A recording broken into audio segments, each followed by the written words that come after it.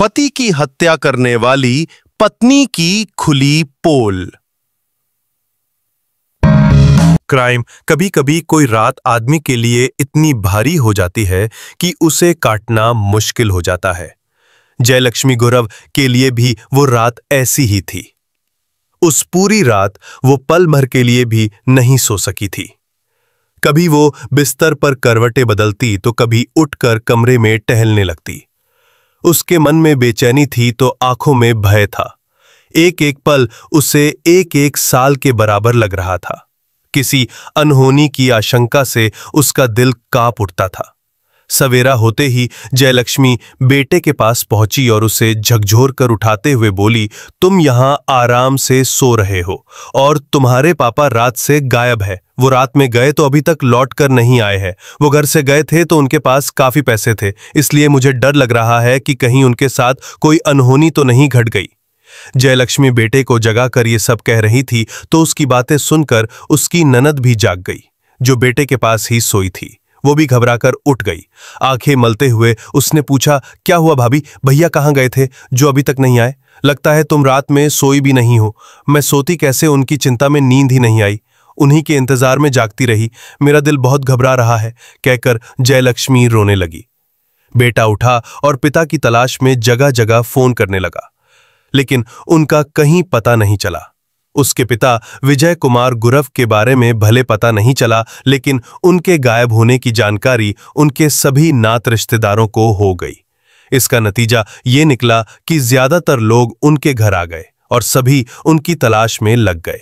जब सभी को पता चला विजय कुमार के गायब होने के बारे में, विजय कुमार गुरव के गायब होने की खबर मोहल्ले में भी फैल गई थी। मोहल्ले वाले भी मदद के लिए आ गए थे।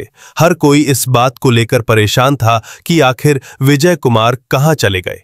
इसी के साथ इस बात की भी चिंता सता रही थी कि कहीं उनके साथ कोई अनहोनी तो नहीं घट गई, क्योंकि वो घर से गए थे तो उनके पास कुछ पैसे भी थे। किसी ने उन पैसों के लिए उनके साथ कुछ गलत न कर दिया हो। 38 साल के विजय कुमार महाराष्ट्र के सिंधुदुर्ग जिले की तहसील सावंतवाड़ी के गांव भड़गांव के रहने वाले थे। उनका भरा पूरा शिक्षित और संपन्न परिवार था। सीधे सादे और मिलनसार स्वभाव के विजय कुमार गढ़हिंग्लज के एक कॉलेज में अध्यापक थे। अध्यापक होने के नाते समाज में उनका दिन कॉलेज और रात गाने बजाने के कार्यक्रम में कटने की वजह से वो घर परिवार को बहुत कम समय दे पाते थे। उनकी कमाई ठीक ठाक थी, इसलिए घर में सुख सुविधा का हर साधन मौजूद था। आने जाने के लिए मोटरसाइकिलों के अलावा एक मारुति ओमनी वैन भी थी। इस तरह के आदमी के अचानक गायब होने से घर वाले तो परेशान थे ही, नात रिश्तेदारों के अलावा जान पहचान वाले भी परेशान थे। सभी उनकी तलाश में लगे थे। काफी प्रयास के बाद भी जब उनके बारे में कुछ पता नहीं चला तो सभी ने एक राय होकर कहा कि अब इस मामले में पुलिस की मदद लेनी चाहिए। इसके बाद विजय कुमार का बेटा कुछ लोगों के साथ थाना गढ़हिंग्लज पहुंचा और थाना प्रभारी को पिता के गायब होने की जानकारी देकर उनकी गुमशुदगी दर्ज करा दी। ये 7 नवंबर 2017 की बात है। पुलिस ने भी अपने हिसाब से विजय कुमार की तलाश शुरू कर दी, लेकिन पुलिस की इस कोशिश का कोई सकारात्मक परिणाम नहीं निकला।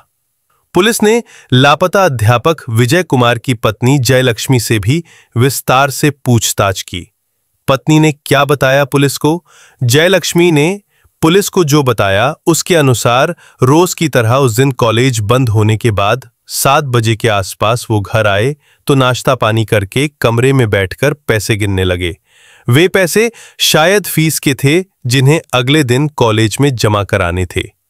पैसे गिनकर उन्होंने पैंट की जेब में वापस रख दिए और लेट की टीवी देखने लगे। रात का खाना खाकर 11:30 बजे के करीब विजय कुमार पत्नी के साथ सोने की तैयारी कर रहे थे। तभी दरवाजे पर किसी ने दस्तक दी। जयलक्ष्मी ने सवालिया निगाहों से पति की ओर देखा तो उन्होंने कहा, देखता हूं कौन है। विजय कुमार ने दरवाजा खोला तो शायद दस्तक देने वाला विजय कुमार का कोई परिचित था, इसलिए वो बाहर निकल गए। थोड़ी देर बाद अंदर आए और कपड़े पहनने लगे तो जयलक्ष्मी ने पूछा, कहीं जा रहे हो क्या? हाँ, थोड़ा काम है, जल्दी ही लौट आऊंगा, कहकर वो बाहर जाने लगे। तो जयलक्ष्मी ने कहा, हाँ, गाड़ी की चाबी तो ले लो। चाबी की जरूरत नहीं है, उन्हीं की गाड़ी से जा रहा हूं, कहकर विजय कुमार चले गए। वो वही कपड़े पहनकर गए थे जिसमें पैसे रखे थे। इस तरह थोड़ी देर के लिए कहकर गए विजय कुमार गुरव लौटकर नहीं आए। पुलिस ने विजय कुमार के बारे में पता करने के लिए अपने सारे ये पिकनिक पॉइंट बहुत अच्छी जगह है, इसलिए यहाँ घूमने वालों की भीड़ लगी रहती है। यहाँ ऊंची ऊंची पहाड़ियां और हजारों फुट गहरी खाइयां हैं। किसी तरह की अनहोनी ना हो इसके लिए पहाड़ियों पर सुरक्षा के लिए लोहे की रेलिंग लगाई गई है। दरअसल यहाँ घूमने आए किसी आदमी ने रेलिंग के पास खून के धब्बे देखे तो उसने ये बात एक दुकानदार को बताई। दुकानदार ने ये बात चौकीदार दशरथ कदम को बताई। उसने उस जगह का निरीक्षण किया और मामले की जानकारी थाना पुलिस को दे दी। पुलिस अधिकारियों ने घटनास्थल के निरीक्षण में सैकड़ों फुट गहरी खाई में एक शव को पड़ा देखा। शव बिस्तर में लिपटा था। वहीं से थोड़ी दूरी पर एक लोहे की रॉड पड़ी थी जिसमें खून लगा था। इससे पुलिस को लगा कि हत्या उसी रॉड से की गई है। पुलिस ने ध्यान से घटनास्थल का निरीक्षण किया तो वहां से कुछ दूरी पर कार के टायर के निशान दिखाई दिए। इससे साफ हो गया कि लाश को कहीं बाहर से लाकर यहां फेंका गया था। पुलिस ने रॉड और बिस्तर को कब्जे में लेकर लाश को पोस्टमार्टम के लिए भिजवा दिया। सीआईडी इंस्पेक्टर सुनील धनावले विजय कुमार गुरव की गुमशुदगी की जांच कर रहे थे, इसलिए उन्होंने लाश की शिनाख्त के लिए जयलक्ष्मी को सूचना देकर अस्पताल बुला लिया। लाश तो मिली पर नहीं हो सकी पुख्ता शिनाख्त। लाश की स्थिति ऐसी थी कि उसकी शिनाख्त आसान नहीं थी।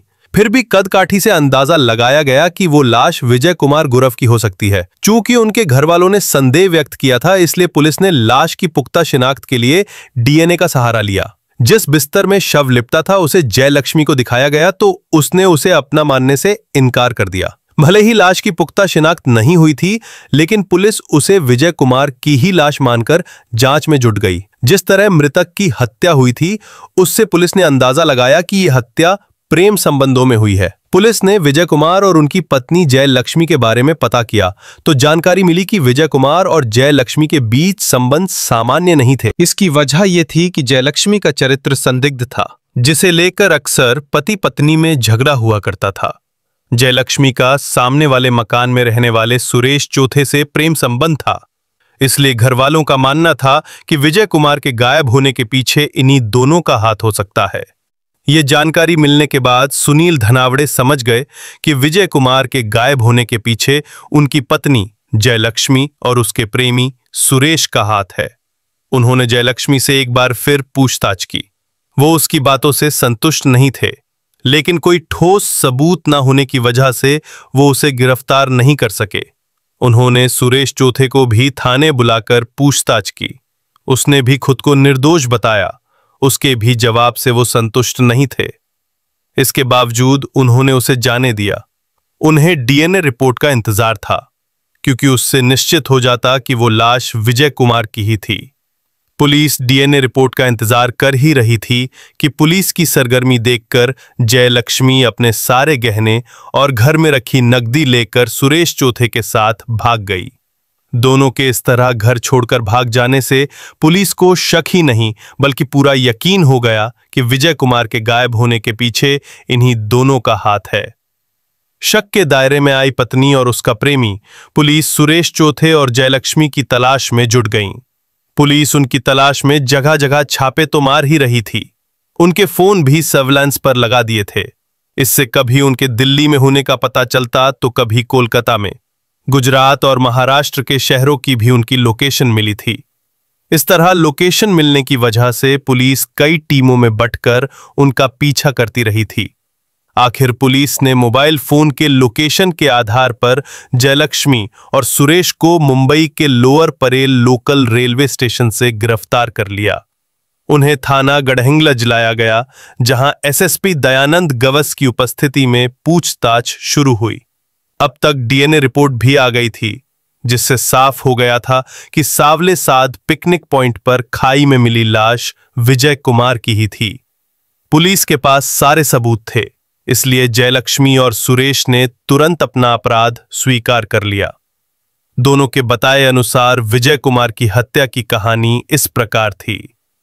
कैसे हुआ जयलक्ष्मी और सुरेश। 34 साल का सुरेश चौथे विजय कुमार गुरव के घर के ठीक सामने रहता था। उसके परिवार में पत्नी और 2 बच्चों के अलावा माता पिता, एक बड़ा भाई और भाभी थीं। वो गांव की पंच संस्था में मैनेजर के रूप में काम करता था। घर में पत्नी होने के बावजूद वो जब भी जयलक्ष्मी को देखता, उसके मन में उसे पाने की चाहत जाग उठती। 37 साल की जयलक्ष्मी थी ही ऐसी। वो जितनी सुंदर थी उतनी ही वाचाल और मिलनसार भी थी। उससे बातचीत करके हर कोई खुश हो जाता था। उसकी वजह यह थी कि वो खुलकर बातें करती थी। ऐसे में हर कोई उसकी ओर आकर्षित हो जाता था। पड़ोसी होने के नाते सुरेश से उसकी अक्सर बातचीत होती रहती थी। बातचीत करते करते ही वो उसका दीवाना बन गया था। जयलक्ष्मी का बेटा 18 साल का था, लेकिन उसके रुपैवन में जरा भी कमी नहीं आई थी। शरीर का कसाव और चेहरे के निखार से वो 25 साल से ज्यादा की नहीं लगती थी। उसके इसी यौवन और नशीली आंखों के जादू में सुरेश कुछ इस तरह खोया कि अपनी पत्नी और बच्चों को भूल गया। कहा जाता है कि जहां चाह होती है वहां राह मिल ही जाती है। जयलक्ष्मी तक पहुंचने की राह आखिर सुरेश ने खोज ही ली। विजय कुमार से दोस्ती करके वो उसके घर के अंदर तक पहुंच गया था। इसके बाद धीरे धीरे उसने जयलक्ष्मी से करीबी बना ली। भाभी का रिश्ता बनाकर वो उससे हंसी मजाक करने लगा। हंसी मजाक में जयलक्ष्मी के रूप सौंदर्य की तारीफ करते करते उसने उसे अपनी ओर इस तरह आकर्षित किया कि उसने उसे अपना सब कुछ सौंप दिया। विजय कुमार गुरव दिन भर नौकरी पर रहते और रात में गाने बजाने की वजह से अक्सर बाहर ही रहते थे। इसी का फायदा जयलक्ष्मी और सुरेश उठा रहे थे। जयलक्ष्मी को अपनी बाहों में पाकर जहां सुरेश के मन की मुराद पूरी हो गई थी, वहीं जयलक्ष्मी भी खुश थी। दोनों विजय कुमार की अनुपस्थिति में मिलते थे, इसलिए उन्हें पता नहीं चल पाता था। लेकिन आसपास वालों ने विजय कुमार के घर में न रहने पर सुरेश को अक्सर उसके घर आते जाते देखा तो उन्हें शंका हुई। उन्होंने विजय कुमार को यह बात बताकर शंका जाहिर की तो विजय कुमार हैरान रह गए। उन्हें तो पत्नी और पड़ोसी होने के नाते सुरेश पर पूरा भरोसा था। इस तरह दोनों विजय कुमार के भरोसे का खून कर रहे थे।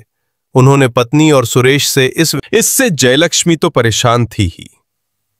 प्रेमिका की पिटाई से सुरेश भी दुखी था। वो प्रेमिका की पिटाई सहन नहीं कर पा रहा था। जयलक्ष्मी की पिटाई की बात सुनकर उसका खून खौल उठता था। प्रेमी के इस व्यवहार से जयलक्ष्मी ने खतरनाक योजना बना डाली। उसमें सुरेश ने उसका हर तरह से साथ देने का वादा किया। योजना के अनुसार घटना वाले दिन जयलक्ष्मी ने खाने में नींद की गोलियां मिलाकर पति, ननद और बेटे को खिला दी, जिससे सभी गहरी नींद सो गए। रात 1 बजे के करीब सुरेश ने धीरे से दरवाजा खटखटाया तो जयलक्ष्मी ने दरवाजा खोल दिया। सुरेश लोहे की रॉड लेकर आया था। उसी रॉड से उसने पूरी ताकत से विजय कुमार के सिर पर वार किया। उसी एक वार में उसका सिर फट गया और उसकी मौत हो गई। विजय कुमार की हत्या करके लाश को दोनों ने बिस्तर में लपेट दिया। इसके बाद जयलक्ष्मी ने लाश को अपनी मारुति वैन में रखकर उसे सुरेश से सावंतवाड़ी के अंबोली सावले सात पिकनिक पॉइंट की गहरी खाइयों में फेंक आने को कहा। सुरेश लाश को ठिकाने लगाने चला गया तो जयलक्ष्मी कमरे की सफाई में लग गई। उसके बाद सुरेश लौटा तो जयलक्ष्मी ने वैन की भी ठीक से सफाई कर दी। इसके बाद उसने विजय कुमार की गुमशुदगी की झूठी कहानी गढ़ डाली, लेकिन उसकी झूठी कहानी जल्दी ही सबके सामने आ गई। पूछताछ के बाद पुलिस ने जयलक्ष्मी के कमरे का बारीकी से निरीक्षण किया तो दीवारों पर भी खून के दाग नजर आए। पुलिस ने उनके नमूने उठवा लिए। इस तरह साक्ष्य एकत्र करके पुलिस ने दोनों के खिलाफ हत्या का मुकदमा दर्ज कर अदालत में पेश किया, जहां से उन्हें जेल भेज दिया गया।